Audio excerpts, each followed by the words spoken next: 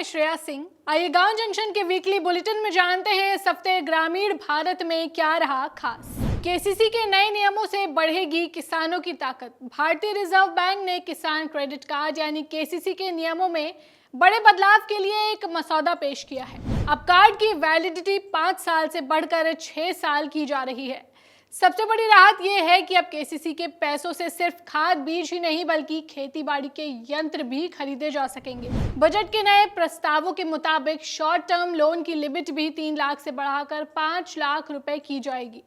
अगर किसान कर्ज समय पर चुकाते हैं तो ब्याज में 3% की भारी छूट मिलेगी, यानी साल का सिर्फ 4% ब्याज ही देना होगा। इसके अलावा सीमांत किसानों को खेती में निवेश के लिए 10,000 से 50,000 तक की क्रेडिट लिमिट भी दी जाएगी। महंगाई की वापसी, 7 महीने बाद फिर बिगड़ा रसोई का बजट। बीते 7 महीनों से शून्य से नीचे चल रही खाद्य महंगाई जनवरी महीने में बढ़कर 2.13% हो गई है।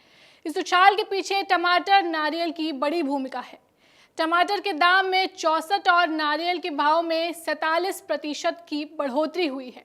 हालांकि प्याज, लहसुन और दालों की कीमतों में नरमी आई है। बता दें कि सरकार ने महंगाई मापने का आधार वर्ष बदलकर 2024 कर दिया है। नए आंकड़ों से पता चलता है कि अब भारतीय अनाज से ज्यादा फल, सब्जी और दूध पर खर्च हो रहा है। खाद्य महंगाई में लंबे समय बाद उछाल कहीं न कहीं किसानों के लिए राहत लेकर आया है। वहीं उपभोक्ताओं का रसोई बजट बढ़ सकता है। ग्लोबल बनेंगे भारत के किसान। भारत और अमेरिका के बीच हुए शुरुआती व्यापार समझौते को लेकर कई कयास लगाए जा रहे हैं। इस बीच एसबीआई की एक ताज़ा रिपोर्ट सामने आई है जिसमें अमेरिका संग समझौते के जरिए कृषि निर्यात में तेजी आने की बात कही गई है। रिपोर्ट के मुताबिक अमेरिका को भेजे जाने वाले कृषि उत्पादों का 75% हिस्सा अब जीरो टैरिफ के साथ अमेरिकी बजट में प्रवेश करेगा। इससे भारतीय उत्पादों को दूसरे देशों से प्रतिस्पर्धा करने में मदद मिलेगी। हालांकि विपक्ष और किसान संगठन सेब, सोयाबीन तेल, डीडीजीएस के मामले में अमेरिका को मिली रियायत पर सवाल उठा रहे हैं। यूपी और राजस्थान ने बजट 2026-27 पेश किया। उत्तर प्रदेश बजट 2026-27 में कृषि ग्रामीण विकास पर मजबूत फोकस है। वित्त मंत्री सुरेश खन्ना ने कुल 9.13 लाख करोड़ के बजट में इन क्षेत्रों को प्राथमिकता दी। कृषि योजनाओं के लिए 10,888 करोड़ का प्रावधान है, जो पिछले साल से 20% अधिक है। वहीं खाद्यान्न उत्पादन लक्ष्य 753.55 लाख मीट्रिक टन रखा गया है। सिंचाई पर 18,290 करोड़ यानी 30% बढ़ोतरी। किसान नल कूपों को निर्बाध बिजली के लिए 2,400 करोड़।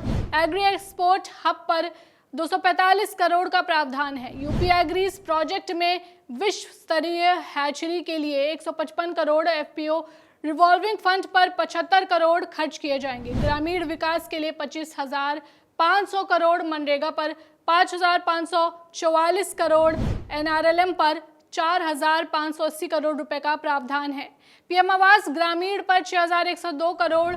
पीएम ग्रामीण सड़क पर 822 करोड़ रुपए खर्च होंगे। रैपिड इकोनॉमिक डेवलपमेंट स्कीम पर 2,400 करोड़ से ग्रामीण इंफ्रास्ट्रक्चर मजबूत होगा। राजस्थान की वित्त मंत्री दिया कुमारी ने कुल 6.11 लाख करोड़ के बजट में कृषि ग्रामीण विकास के लिए महत्वपूर्ण प्रावधान किए हैं। कृषि क्षेत्र के लिए 11,300 करोड़ से अधिक का प्रावधान किया गया है, जिसमें 50,000 सोलर पंप, 11,000 खेत तालाब और ब्याज मुक्त फसल ऋण शामिल है। 3.5 लाख से अधिक किसानों को 25,000 करोड़ के ब्याज मुक्त ऋण और 800 करोड़ ब्याज सब्सिडी मिलेगी। आधुनिक उपकरणों पर 160 करोड़ अनुदान, 500 कस्टम हायरिंग सेंटर और ग्रीन हाउस पॉली हाउस के लिए 200 करोड़ सब्सिडी का प्रावधान है। इसके अलावा किसानों को जलवायु अनुकूल प्रथाओं के लिए प्रोत्साहित करने के लिए कार्बन क्रेडिट पायलट परियोजना भी शुरू की जाएगी। ग्रामीण सड़कों के लिए 1,400 करोड़ और 42,000 कर्मी।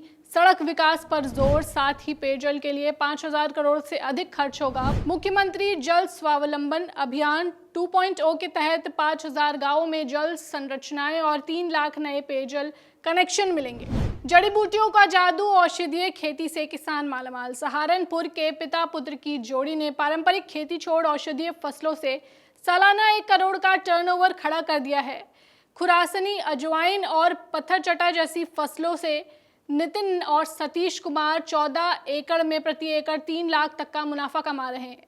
कम पानी और सूखी जमीन पर होने वाली ये फसलें न केवल बम्पर कमाई दे रही हैं बल्कि बायबैक और एक्सपोर्ट मॉडल के जरिए किसानों के लिए मुनाफे का नया दरवाजा भी खोल रही हैं। इस मॉडल के बारे में पूरी जानकारी के लिए वीडियो देखें, लिंक कमेंट बॉक्स और डिस्क्रिप्शन में है। चलिए अब बात मौसम के हाल पर। हिमाचल की ऊंची चोटियां और उत्तराखंड के कुछ ऊंचे पहाड़ियों पर बर्फबारी या बारिश की संभावना है। बंगाल की खाड़ी में एक हलचल मची है। उस हलचल की वजह से जो हवाएं जा रही हैं वो बंगाल की खाड़ी से घूम के फिर वापस केरल, तमिलनाडु, कर्नाटक और गोवा तक अपना असर दिखा रही हैं, जिसकी वजह से आगे आने वाले दिनों में वहां पर बारिश और भारी बारिश की संभावना बनेगी। आइए कृषि एक्सपर्ट से भी जान लेते हैं इस मौसम में किसान फसलों को लेकर क्या सावधानियां बरतें। सरसों की फसल है, इसमें फूल आ रहे हैं। बहुत जगहों पे चंपा कीट जो है, माहों की समस्या है, तो आप निगरानी करते रहें। खासतौर से कोई भी रसायन का छिड़काव न करें फूल आने की स्थिति में, नहीं तो परागण क्रिया प्रभावित होगी। यदि आपको उपयुक्त लगे तो आप जो है, अगर फूल नहीं बने हैं तो नीम ऑयल का एक छिड़काव कर सकते हैं। अन्यथा आप जो है राख जो है, कंडी की जली हुई राख का छिड़काव कर सकते हैं। जो हमारे गेहूं की फसलें हैं, जहां हमारी बालियां बन रही हैं, तो 0050 का एक छिड़काव 5 ग्राम प्रति लीटर पानी के हिसाब से कर दें। जो हमारे आम के पौधे हैं, फलत हैं, जहाँ बौर आ रहे हैं, जहाँ बौर निकलने वाले हैं, वहाँ तो आप दवा का प्रयोग कर सकते हैं। लेकिन जहाँ बौर निकल आए हैं, अब आप किसी भी प्रकार का रसायन छिड़काव न करें तब तक कि जब तक कि मटर के दाने के बराबर जो है फल न बन जाए। इस वीकली बुलेटिन में फिलहाल बस इतना ही। जुड़े रहिए गांव जंक्शन के साथ। नमस्कार।